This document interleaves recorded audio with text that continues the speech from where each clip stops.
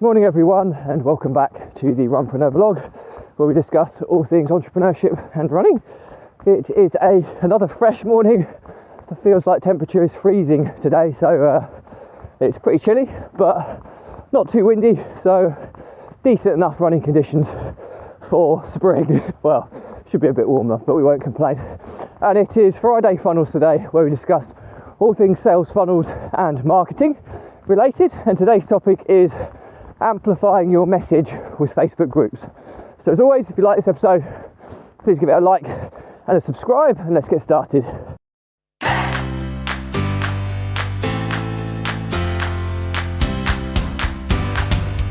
So if you're somebody who likes to create content and provide value to your target market, Facebook may be one of the places that you engage with your audience. Now, Facebook is a platform I probably use more than most of the other social media platforms. It's the one I've got probably the most experience in. But it's interesting to notice that the kind of age demographic has changed somewhat from the early days of starting to use it, when it was the kind of new thing that everybody wanted to get involved with, and all the young people kind of jumped on. It now seems to have more of your kind of over 30s kind of demographic seems to be dominating it, and your TikToks of this world. Instagrams are kind of picking up the younger demographic, but by and by it is a really powerful platform to kind of promote your content on, especially with the paid advertising platform that it hosts as well. But what I'm talking about today is how you can get your message amplified on Facebook to a new audience. The problem that you have with Facebook is it's been around for so long, the algorithm can be quite tough. So i.e. if you do kind of new content or live content, it gives you a bit extra reach, but very quickly Facebook algorithm kind of squashes your reach as it's trying to entice you into paid advertising. That's ultimately how it's going to be generating its revenue. But there are some cool ways to kind of overcome this, and Facebook groups is one of the big ones. So the limitations of Facebook: if you're publishing on your profile, you're limited to 5,000 friends. You can have followers on top of that, but I'm not sure exactly how the algorithm works, but whether followers are less likely to see your content than friends, I'm not sure. But there are some limitations to the personal profile. You've then got Facebook pages, which were created for advertising ultimately. So if you're posting regularly on Facebook pages, you're going to get very little reach until you chuck some money at it. So Facebook pages are super important if you're going to be spending some ad spend at some point in the future. And then you have Facebook groups. Now, Facebook groups, if you own a Facebook group, your reach is by far greater to anybody who's in your group, because it's very targeted, and Facebook are comfortable knowing that anybody who's joined that group will have joined it because they're interested in that topic. So if it's your group, your content will get a much bigger reach. So Facebook groups are really, really important, and there's a couple of ways you can kind of do this. Well, first and foremost, your own Facebook group is really important. It might be a slow burn growing it, but people who join it will be people that are genuinely interested in what you say or promote, or what you want to talk about. And like I say, if you're putting your content into a Facebook group, it's going to get significantly better reach from everybody in that group. You might get 60-70% of the reach, as opposed to if you go on your profile, maybe only 10% people will see your posts. So there's a big enough reason there alone. Secondly, when we talk about content marketing strategies and increasing your traffic, in this order, I mean, if you're selling a product or service, this is the way you grow your traffic. I mean, this is Russell Brunson 101, but content creation is number one. You have to be creating regular content, whether that's daily, bi-daily, weekly, or whatever. Consistent content creation is key, because that content is going to be working for you, behind the scenes on a continual basis, and building your credibility. Number two is Dream 100. Now, this is exactly where Facebook groups will fall into. Okay, so Dream 100 is collaborations where are your target market hanging out? What products they're interested in? What influencers do they follow? Okay, so you're looking at people, places, products that your target market are associated with. Okay, and you're trying to access those people by collaborating. And one easy way to collaborate is Facebook groups. Okay, so it's highly likely if you find a relevant Facebook group that's within your niche, that if you post content in there, good valuable content, and it gets approved by their admins, of course, it's highly likely you'll gain some significant following because of that. Also engagement, where you'll kind of introduce more people into your world. Now, if you're really crafty here and you're a bit of an old hand on social media, you should have optimized your social profiles. So, it tells people what they do. When they click on your profile, instantly people can see what you do. And there should also be some form of call to action. So maybe a link in your bio, or a link or a button that people can click to kind of access your free resources in exchange for an email address. If you've got that in place, then anybody who clicks on your profile could very easily become a lead. So then, if you've got them on a lead and you've got a nurturing process, you will be converting a proportion of those people to paid customers. So really important to get the kind of basics of top of the funnel stuff by using your kind of social media profiles as a route. So back to the Facebook group side of things. So you have to test this a little bit first, because there will be a lot of groups that are completely anti-promotion, and groups are a lot better. I mean, admins nowadays are a lot more savvy when it comes to indirect promotion. So stuff like drop me a message, or check out my link. It might not be putting a direct link into the post, but if you put a call to action like that, highly likely the admins aren't going to let the post go through to the group. Groups are supposed to be safe havens. They don't want spammy salespeople all the time. So really, really important to understand that. So you can't go in promotion based. Now, there will be groups that are promotion frenzies, but the problem is with that is people are so diluted to the amount of promotional activity that's going, that the conversion rates will be so much lower.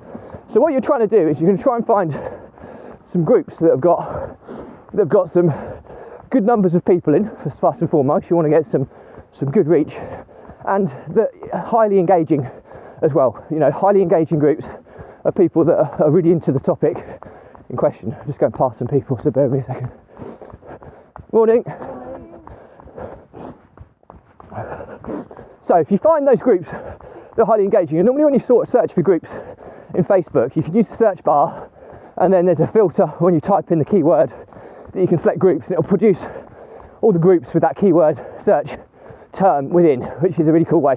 You normally also see some stats on the desktop version of Facebook of how many people are in there and how frequent the number of posts are. Obviously, the higher the frequency of posts and engagement, the more engaging the group. So that should be quite an easy way to kind of shortlist. And what you want to do really is shortlist, say, I don't know, at least 4 groups, depending on how many different topics you cover in your content. If you just do one topic, then you want kind of 4 to start with, very niche groups that are in line with your topic. Then your content's going to be very relevant. The last thing you want to do is put irrelevant content into a group, because it's just going to plummet. It's not going to get engagement. It's instantly going to look spammy. A prime example is, my vlog is a running vlog. Okay, now I talk about most of the time things about entrepreneurship, productivity, systems outsourcing, all these type of mindset, all these type of things. But because I'm doing so many different topics, I have to be very specific where I choose to post my content. Additionally, you're seeing a first opinion or first impression of my content is I'm running, so people will automatically assume it's associated with running. Whereas if I'm in an entrepreneurship group, okay, running can be indirectly linked based on the importance of exercise to keep entrepreneurs, healthy physically and mentally, but still, it's not directly relevant. So people might look and say, what's this random guy in bright orange posting running videos in my entrepreneurship group? So I have to think about creative titles, etc., to kind of ensure people kind of overcome that barrier. But then in running groups, I'll get loads of engagement because it's a really cool camera that I use, lots of cool running tech, and even if I'm talking about entrepreneurship, people will look at it because of the cool running tech that's associated with it. Just go past these people 1 second. Morning. So the relevance of your content is really, really important to the relevance of the group. You also have to test this as well, because there's no, it's very, very seldom now you can post into a group and it just automatically appears. More often than not, there'll be an admin that will approve it. Okay, so if it's not blatantly obvious that it's not promotional, and it's not blatantly obvious that it's giving value within the niche that the group is associated with, it may not get through. So trial it. So you might want to have 4 groups to start with, post into those groups, and then check the next day whether your content has been published. Now, if the group is a really big group and there's loads and loads of posts going in, your content may get kind of dropped down the list really quickly, even if it does get approved. So to check whether it's been published or not, you want to go to the little search bar within each group, which allows you to search for keywords within each group and type in your name or a keyword that's associated with your content. It will find your post if it's there. If it's not there, you know it hasn't been published. If it hasn't been published within 24 hours and it's a highly active, engaged group, it's highly likely that the admin has rejected your post. You won't be informed about this. Sometimes you will, but more often than not, you'll just get rejected and you won't ever know about it. So you do have to check. But once you've got these groups working, you kind of work systematically. So start with kind of 4 or maybe 4 or 5 for each topic, and then you can recycle your content. So historical posts, you have to be careful with sharing content. And obviously groups love, fresh, real content. Sharing is difficult. If you can publish, independent content for a group, it's highly likely it will be published. For example, more often than not, you'll be allowed to go live in a group, so there'll be no approval process associated with that at all. So if you create some unique content for a group, it's highly likely it will just get let past, which is really cool. But if you're repurposing content in so many different facets, it might be too demanding to create content individually for each group. So you may choose 1 or 2 key groups that you do that for, because they're so perfect for your target audience, then that's absolutely fine. If not, you just have to play the numbers game with sharing existing content into groups. Now, if the content's relevant enough, you still get it through. And I generally have 4 or so groups for every topic I talk about. So that's 7 different topics I generally talk about. So I normally have like 28 different running groups and content going out, on a weekly basis into each group. I don't do any more than that because you just bombard the group. But weekly, on a kind of rotational perspective, so you've got 4 pieces of content that will be going out to 4 different groups on 4 different weeks, and then you'll go to the next 4 pieces of content and do the same. So you have a structured approach, and you can have a VA or someone do this for you. But what you'll find over the course of time is your following will go up pretty significantly, because you're reaching a whole new audience that you would have never reached before. The other cool things you can do as well on that is you can look at posts that are super high engaging in that group, and then anybody who's kind of commented or responded to that group, they're engaged people, okay, in your topic. So friend request them, and then there's a cool function called friends lists, where you can categorize people in your friends group. And the power of this is if you've got an engaged bunch of friends who respond to relevant information, you've stored them in a friends list. So when you publish content, you can publish content just to that friends list. So if you want an opinion on something and you've got an engaged bunch of people, just send it out to them, and you can imagine the engagement will go significantly higher because they'll be seeing it, and they've already proven they've got a track record of engaging with relevant posts. The other thing you can do, if you see people in groups that are offering, like, usually in their own groups, if they're offering like lead magnets or something, give me a DM or comment below where they're using kind of bots and automation to kind of get them into their funnels. If you see that and people commenting on that, friend request them, okay? And then add them to a buyers list, because they're buying stuff that's relevant to your niche, okay? So instantly you've got people that take action and buy stuff within your target market. So create a list of buyers, and then when you start promoting, you can send stuff out just to your buyers list, and you're going to get higher conversion rates. So what you have to realise is with this stuff that you're going to get people that when your content goes out, you never get 100% of the list that you're sending it to. So what you want to try and make sure is that the more engagement you get, the bigger the reach becomes. So if you send it out to people who are relevant, like your family and friends that are not really interested in what you're doing, when you put your content out there, they're not going to engage with it, or unlikely to, and then your reach will just plummet. If you put it out to a pool of people that are proven to be engaged, and you only reach a small proportion of those, the likelihood of them engaging in your content is significantly higher. Okay, so really, really powerful stuff here. And as soon as they start jumping onto it, it pushes it out, and that's how viral posts kind of evolve. Same with buyers, you know, relevant people that are more likely to buy, your conversion rates will be significantly higher. So a couple of cool little hacks there to kind of factor in on how you can use Facebook groups to amplify your message. So I've gone on long enough this morning. Hopefully that's useful and pretty relevant. So as always, if you've got any questions on this, just drop me a comment, I'll respond to every one. If I was going to summarise this, is that Facebook groups are an amazing way to reach new kind of audiences that are relevant to your niche. Okay, so what you want to do is you want to find at least 4 groups that have got a high number of people within and a high number of engagement. So I would always look at least 3,000 plus groups, depending on how niche you go. If it's a bigger topic, you know, 20,000 maybe you want to be looking at. The more people, the better. And engagement, you want a daily activity happening in those groups to enable it to be worthwhile you posting in them. When you then have 4 groups, 4 historical pieces of content, unless you're prepared to go live into those groups, and then independent content is always going to outperform shared or pre-recorded stuff. But if you're doing it at volume, pre-recorded may be the only option. So if you're doing that, sharing your content into groups is quite hard to get through the approval process. So with your 4 groups, you want to be putting your content in, so 4 pieces of content in 4 different groups over 4 different weeks, okay, on that cycle. And what you want to do when you're testing this is check within 24 hours that your post has been published, because occasionally it'll be rejected and you won't even be informed, and you won't know whether your posts have been published or not. If it's been rejected, it's highly likely that any future posts you put in there of a similar nature will also be rejected. So just cross that group off your list and find another one until you get to a stage where you've got 4 groups that meet that criteria, that you can kind of publish your content in on a weekly basis to amplify your reach. I also talked about ensuring that your social profile is optimized, because anybody who likes your content will straight away look at your profile.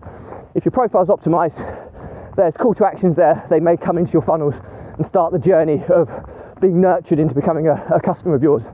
So really, really important. And the final one is you can also do some kind of cold outreach stuff with Facebook and just friend request people who are engaging on relevant posts, or people that are showing an interest in buying signals when somebody, like the group owner, promotes something. You want to be friend requesting those and categorizing them in friends lists so that you can act on those at some point in the future. So hope that's useful.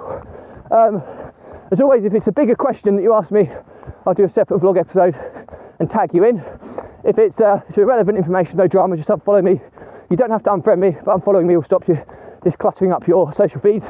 But do check out the links in my bio, as I've got a YouTube channel, soon to be released podcast and blog, where all the content is catalogued nice and neatly by topic. So just because today's topic may not be relevant, there may be other days that's very relevant. So do check that out. And all that's left to say is that the Runpreneur vlog was set up to help entrepreneurs and business owners overcome the emotions of stress, overwhelm and anxiety by using exercise, or in my case running, as a release mechanism or release valve to process those kind of daily, weekly pressures in the form of stress. You know, analyse them, clear them from your head, gain clarity and focus and move on. If you don't have that release valve, they can build up like pressure does in a pipe. Just 1 second, just going past someone. Oh yeah. So it builds up like pressure in a pipe, and what happens with pressure in a pipe, the stresses, if they're not managed correctly, they'll turn into overwhelm, and when you start getting overwhelmed, you start freezing and procrastinating, and then that overwhelm turns into anxiety, where you start panicking, having anxiety attacks, and you're into the realms of mental health challenges, which clearly we want to avoid. So I've been there before, okay, and I've lost multiple businesses because of my inability to manage these emotions. I've lost business partners. I've almost been bankrupt. The reality is, if you don't release or have a release mechanism to relieve yourself of these daily, weekly pressures, the pipe will burst, okay, with the pressure. And when that happens, yourself or the business will break down. And either of those scenarios are often terminal to the likelihood of your business lasting the test of time.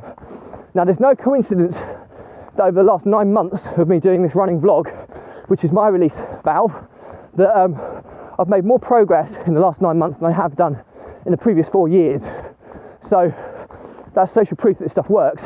And I always said that if this vlog just helps one entrepreneur, one business owner, it's been 1,000,000% worthwhile. So my pledge to you is that if you are someone who's struggling with this stuff, drop me a message, okay? There's no catch here. I'm not selling you anything. We'll jump on a call and I'll talk you through some of the steps that I've been through to try to address these issues that have made a game-changing difference to my life, that I believe are very transferable to your life, okay? And many of you have taken me up on this already, and I know we've made a really positive difference to so many people's lives already. So, like I say, just helping one entrepreneur, one business, this vlog has been 1,000,000% worthwhile. So that's it for me today. As always, if you like this episode, please give it a like, a comment and a subscribe. If you want to see some more similar content, do check out the playlist link below. And all that's left to say is stay positive, stay happy, and I'll see you tomorrow.